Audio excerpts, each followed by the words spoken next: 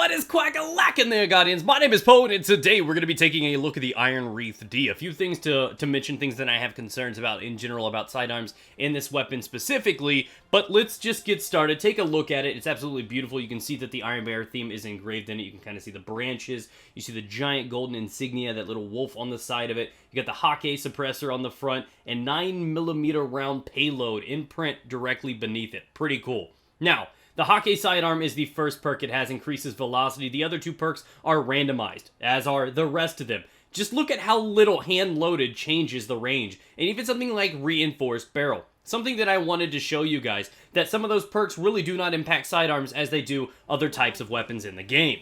There are a few things I still need to address before we go any further, though. The Hake sidearm perk, which is increasing the muzzle velocity. For those that do not know what muzzle velocity is, it's basically the speed at which the bullet travels after it leaves the gun, meaning the shots are going to register quicker than the other guns will in the game, meaning it gets to the target quicker, less leading your target, so on and so forth. So that's cool and all. The catch is, all of them have that. So it's not a unique perk exclusive to just these guns.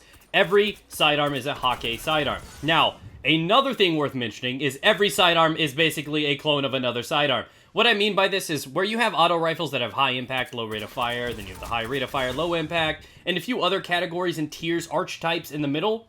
These don't have that. Almost every sidearm is the same as the other sidearms in the game. They all have 100 rate of fire. They all have 5 impact, meaning they all shoot just as fast and hit just as hard as every other sidearm in the game. There's no distinct differences between them. The few minor changes they have are to range, stability, and reload speed.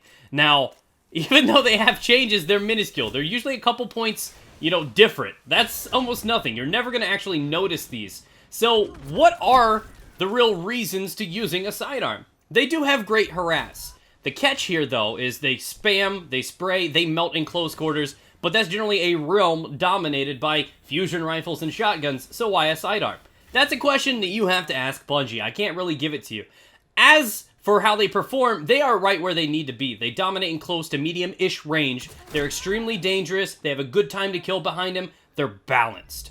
The catch is they're in the shadow of fusion rifles. Why go ahead and spend upwards of 5 shots generally with this type of weapon, including the rate of fire? You're bound to miss shots and be inaccurate. Why use a sidearm if you can just simply charge up a fusion rifle in no time and just with one trigger pull kill a guy? Fusion rifles cock-block the shit out of this entire type of weapon. And it's because fusion rifles are overpowered. A lot of people may not believe it because a lot of people don't use them because of how strong shotguns are, but they are. They really don't have a purpose. A one-hit kill weapon, even with a slight charge-up time, should not be in a shooter, period, but they have them there because lol Bungie logic. And as much as I'm all for the sidearms, you're almost always going to have a better option and, reliability with a fusion rifle over these. So they really don't have much of a place, especially seeing as how, some of them aren't burst or have different types, and maybe one has slightly slower rate of fire with a slightly higher impact. They're all the same thing. Not really got a lot going for them. So this gun is great. It is effective. It kills like it should. And it's just right, and it's well balanced for what it's supposed to do.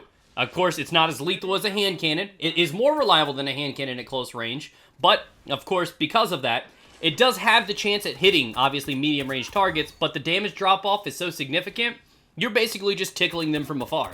There is one cool thing that is really, really awesome for this, and that is the fact that Reactive Reload has been added to sidearms.